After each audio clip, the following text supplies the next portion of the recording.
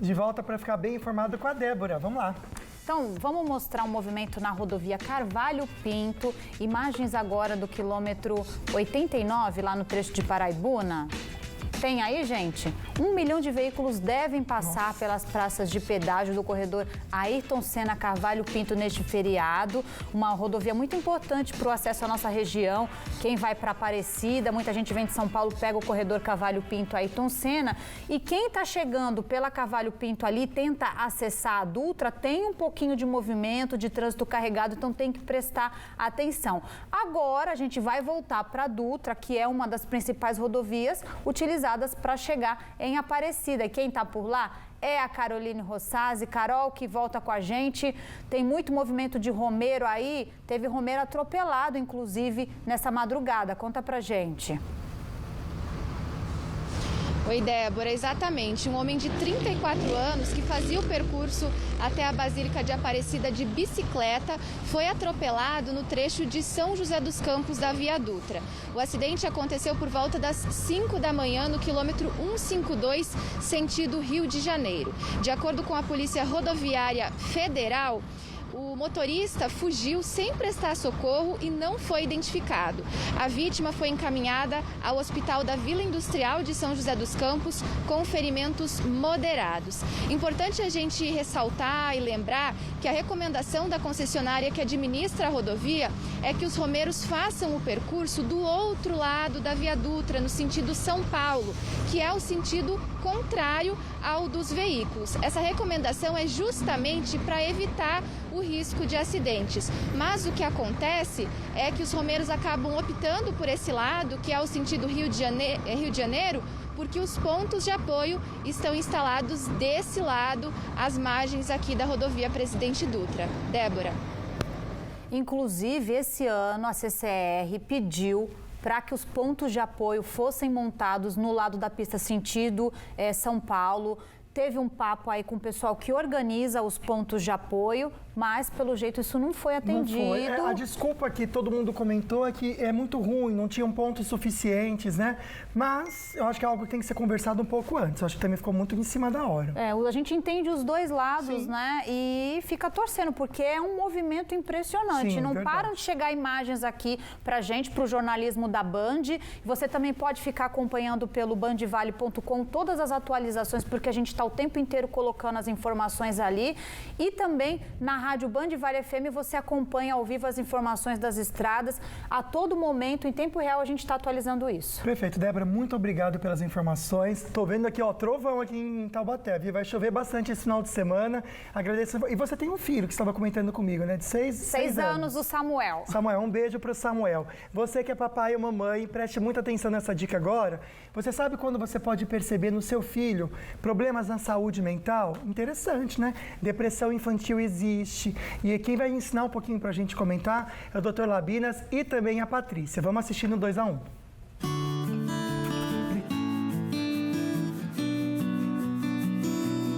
Bom dia, pessoal. Mais um 2-1 começando. Bom dia, Paty. Bom dia, tudo bem? Que bom que estamos aqui para debater novos assuntos. Hoje o tema é sobre como, por que e quando levar o seu filho ao psiquiatra ou ao psicólogo. Então, eu vou falar um pouquinho sobre a psiquiatria, por que você deve levá-lo. A gente avalia comportamento. Então, se seu filho começou a ter comportamentos disruptivos, muita briga, dificuldade no relacionamento com as pessoas, muita oposição, muito desafio, ou até dificuldades em atenção, dificuldades no rendimento escolar, é uma maneira que pode indicar você a buscar o psiquiatra. Mas há também indicações para psicologia. E quando que eu levo? Quando que eu devo levar um filho ao psicólogo, Paty? Você sabe, Guilherme, que uma coisa que eu acho interessante, até meio polêmica, não sei se você vai concordar comigo, eu tenho a impressão que muitos pais levam os filhos na terapia, mas, na verdade, às vezes eles próprios estão precisando de ajuda, estão precisando de uma orientação. Porque quando a criança é muito pequena, ela é muito sensível aos fatores ambientais, a como estão sendo as práticas educativas desses pais, como que eles lidam, fornecem atenção a essa criança, se eles desenvolvem e trabalham confiança, segurança, ou se eles são aqueles pais meio causadeiro, meio babadeiro, que fica ali em cima da criança, cuidado com isso, cuidado com aquilo, cuidado com não sei o quê. E aí a criança vai crescendo tensa ou muito medrosa. O que você acha disso? Vê se você concorda comigo. A gente fala sobre lares disruptivos, pais às vezes negligentes. E a negligência não é só você ficar fora de casa o tempo inteiro, ficar longe do seu filho. Verdade. É uma negligência afetiva muitas vezes, né? Verdade. Em que você não se dispõe ao filho, ou não tem aquele tempo de qualidade. Às vezes 1 hora que você está com o seu filho equivale a muitas horas que você está no celular e está negligenciando o cuidado, negligenciando o afeto a ele. Então isso a gente vê muito, né? Lares também com brigas. Você vê muito isso no seu consultório, né? Com certeza. O conflito entre o casal costuma repercutir muito na criança. Tem até muitas crianças que ficam mais quietinhas, mais comportadas, não expressam muito as suas necessidades para os pais, porque querem poupar os pais de ficarem mais tensos, porque eles já estão estressados, porque eles já estão em conflito. A criança até vai reprimindo alguns problemas. E aí é importante vocês entenderem que se você vai levar o seu filho ao psiquiatra, não necessariamente ele vai te medicar, não necessariamente vai introduzir um medicamento, mas vai começar uma avaliação se há ou não um diagnóstico psiquiátrico, seja de um déficit de atenção, seja de um quadro depressivo, de um quadro ansioso. Mas muitas vezes vocês têm que ir de coração aberto, porque pode ser que o psiquiatra fale, olha, está na hora de ir na psicóloga, porque o seu filho precisa de lidar com comportamento, lidar com alguns tipos de pensamentos que não estão legais. E também existe até a terapia familiar, em que a família começa a fazer uma terapia em conjunto para tentar lidar com essa situação. É mais ou menos isso, né, Paty? Exatamente. Se a criança for muito pequena, às vezes o mais indicado é uma terapia para os pais mesmo, familiar, como o Guilherme falou, concordo com isso, acho importante, mas eu ainda insisto em saber sua opinião, Guilherme, sobre essa questão das criançadas pequenas e parar na terapia, sendo que os pais é que estão com muita dificuldade. Esse é um tema muito polêmico, muitas vezes até um receio do psiquiatra encaminhar a família para terapia com dificuldade em saber qual que é o julgamento que eles vão ter em relação a isso. Então é importante que vocês de fato tenham a mente e o coração aberto, porque se o psiquiatra falar o seguinte, olha, está na hora de vocês também buscarem ajuda para conseguir lidar com esse tipo de comportamento do seu filho, aí vocês têm que entender que isso é só um processo de terapêutica, de tratamento para que seu filho no final das contas fique bem. Então estejam de coração aberto, venham com a mente livre para o que vier, vocês aceitam, conversem, discutam para que você consiga chegar a um bem-estar final. E Guilherme, aquilo que você começou falando, como que os pais sabem qual o momento que a criança está desatenta, que a criança está com alteração de comportamento, que é assim, agora eu vou levar meu filho buscar uma ajuda para ver se está tudo ok? Então eu vou dar 5 dicas. Lembrando que precisa ter um sofrimento para a criança e para aqueles ao seu redor. A segunda é que essas alterações que a criança tem, ela tem que ocorrer em vários ambientes, não só em casa. Então em casa e na escola, ou então na escola e numa natação, tá? Terceiro, quando a criança ela começa a mudar o comportamento dela. Então ela tinha um padrão e ela começa a se isolar, Verdade. começa a ficar mais irritada, mais nervosa.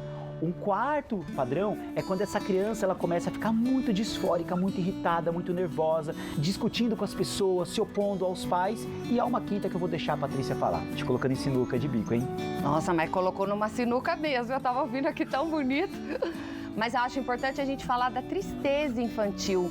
A gente fala pouco sobre isso, inclusive às vezes existem até casos de suicídio infantil que ocorrem de formas acidentais, né? Muito polêmico esse assunto e pouco falado. Mas se a criança está muito amuada, se a criança está cabisbaixa, se a criança está muito triste, é importante a gente pensar que crianças também sentem tristeza e podem entrar em quadros depressivos. Perfeito, concordo plenamente. Então, se isso faz muito sentido para você e você passa por algo semelhante, busque ajuda. E se você tiver sugestão de temas, algum assunto que você acha interessante, entre em contato com a gente no Instagram, @Patrícia_psicóloga clínica e @Instituto Labinas. Até sábado que vem, te espero lá, hein? Até!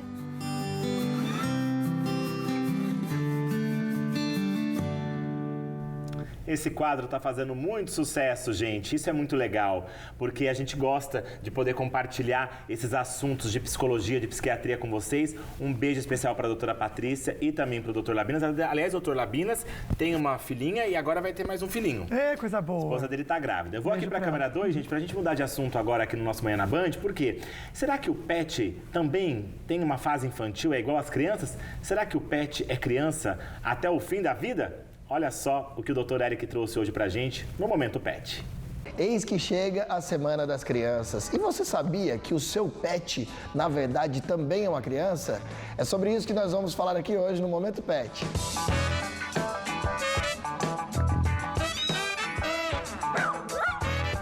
É exatamente isso. Os pets são exatamente igual às crianças.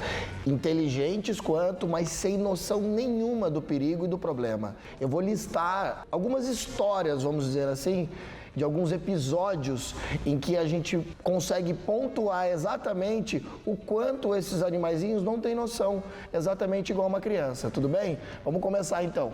É muito comum quando o pet passa por uma cirurgia ou um procedimento e o veterinário faz as recomendações ao tutor. É importante que esse animalzinho use o colar protetor, ou é importante que esse animalzinho coloque uma roupa cirúrgica. Esse animalzinho vai para casa, o tutor à noite tira o colar desse animalzinho porque fala que está incomodando ele para dormir. E aí o que acontece? O animalzinho à noite, como ele não tem noção do perigo e nem do problema, ele mexe nos pontos. E às vezes acaba abrindo toda aquela sutura, expõe musculatura, enfim, é um caos, gente. E isso é muito perigoso, porque em alguns casos os cães podem ir até a óbito. E como eles não têm noção disso, cabe a nós, tutores, essa responsabilidade. Então é muito importante que vocês sigam todas as recomendações do veterinário. O repouso também, a gente fala, é muito importante manter o repouso. Chega em casa, o animalzinho fica pulando da cama, pulando do sofá, solta o animalzinho no quintal, leva no parque e às vezes o animalzinho acabou de ser operado 24, 36 horas após a cirurgia. Então, gente, tem que se atentar a esses detalhes, porque depois que esse animalzinho, se acontece alguma coisa com a cirurgia, ele tem que voltar para a clínica, fazer uma nova intervenção cirúrgica. Então, assim, o animal vai ser exposto ao risco da anestesia novamente, tem o risco, às vezes, de uma complicação muito grande, o animal, que nem eu te falei agora, do animal vir até a óbito. Então, sigam todas essas recomendações, tá? Eles são crianças, não esqueçam. Outro detalhe que reafirma com certeza que eles são exatamente iguais crianças são os cãezinhos que ficam pegando o objeto. Eles pegam o objeto, ficam mastigando, ficam comendo canto de parede, ficam mordendo, enfim, colocando objetos na boca. E isso é muito perigoso. Pode ocorrer obstrução da via aérea. Esses brinquedos, esses objetos que eles acabam colocando na boca e às vezes acabam engolindo, pode parar no intestino ou no estômago e aí o animalzinho tem que passar por cirurgia. Então, muito cuidado com esses pets em casa. Eles requerem tanta atenção quanto uma criança. E como a gente está na Semana da Criança, a gente aproveitou esse dia tão especial para dar essa dica para vocês, tudo bem? Então não se esqueçam, a Clínica Sociedade Animal é 24 horas. Estamos à disposição de vocês. Agora com raio-x digital, laboratório, enfim, a clínica toda completa, esperando você e o seu pet. Seja numa urgência, numa emergência ou para um check-up anual, tá bom? Um grande abraço e até o próximo programa. Lucas, é muito legal quando a gente vê o Dr. Eric falando, porque ele investe tanto para cuidar dos bichinhos, Verdade. né? A gente mostrou aqui nas últimas semanas ele cuidando de um cabritinho, e aí agora tem raio-x em todas as unidades. Então você que quer cuidar bem do seu pet, procura o Dr. Eric, além de conferir essas dicas aqui no nosso programa. Lucas Sanseverino, essa semana, Patrícia Kogolt soltou uma nota no programa dela, aliás, na coluna dela, olha, dando um programa para Patrícia. Patrícia podia ter um programa mesmo, um beijo para Patrícia. Gente, a Patrícia soltou uma nota comunicando que Xuxa, eu tô na 2, tá, diretora? Que a Xuxa, gente, vai ter um programa pra chamar de dela no streaming. Só que é um programa, Lucas, que vai falar com quem? Com o público drag queen. Que legal, não é bacana? LGBTQIA+. E aí, gente, olha só, põe a imagem. Aí, quem vai apresentar o programa com ela? Quem? Ícaro Kadoshi. Para quem não sabe, esse moço estudou na Univap. Sim. Ele é de São José dos Campos. O nome dele é Tiago. Ele é a pessoa mais doce e fofa que eu conheço na vida. Sofreu muito preconceito quando ele se assumiu, né, como um personagem de show, né? Sim, nessas casas noturnas do público LGBTQIA+. E aí fez jornalismo, e não é que ele virou apresentador, ele já é contratado do I, já faz algumas coisas na TV, mas agora vai apresentar um programa ao lado da Xuxa. Que legal, né? Venceu na vida, amigo, parabéns. Merece muito, energia boa. E o canal dele no YouTube, ele fala muito sobre isso, e eu acho lindo, porque ele, como drag, ele fala pra gente cuidar do espírito, da alma, da mente. Eu super gosto. Parabéns, tô muito feliz. Não, eu tô muito feliz feliz também por você. Quero te receber aqui no programa em breve, assim que o pessoal aí poder liberar você. Ai, é difícil. E eu fiquei sabendo que... Já tentei. Quanto ele tá ganhando? Nossa, isso daí eu não sei. Eu só não vou contar pra ele não ser assaltado. Mas olha... Vai ser bom. Nós estamos ganhando 5 vezes menos que ele. Nossa, então ele... Ah, Nós se estamos ganhando for mal. o seu salário, ele tá ganhando bem. Se for o meu, tá ganhando mais ou Não, menos. somando o nosso, dá 3 vezes o que ele ganha. Olha, eu sou mal de matemática, entendeu? Mas eu tô muito feliz por ele. Que legal, fiquei Tá feliz. ganhando, eu fiquei chocado, depois eu te conto. Isso, eu trabalharia com a Xuxa de graça, não precisa ganhar nada. Só de... Já tá querendo puxar o tapete do menino. Não, Tomara não é que o isso pessoal da não. Disney não veja isso. Você vestiria de Ícaro Kadoshi? Ah, eu não tenho o talento que ele tem. Ele é o único. Assim, se quisesse fazer um programa pra eu ver como que é eu de drag, super toparia. Vamos fazer? Vamos, a gente pode falar com ele. Gente, o Lucas vai fazer um programa Drag de Me as a drag. Queen, como é o programa dele no canal I. Drag Me as a Queen. Eles transformam mulheres ou homens em drag queen. Na verdade, é mais mulher que eles transformam, eu acho. Gente, ó, você pode fazer isso sozinho, tá? Vamos pro intervalo, gente. Eu não quero isso, Eu não. topo. Depois do intervalo, doutora Mariana e doutora Maura comentam sobre cuidados da pele das crianças. Tem muita diversão com o Center Valley Shopping. Fica aí!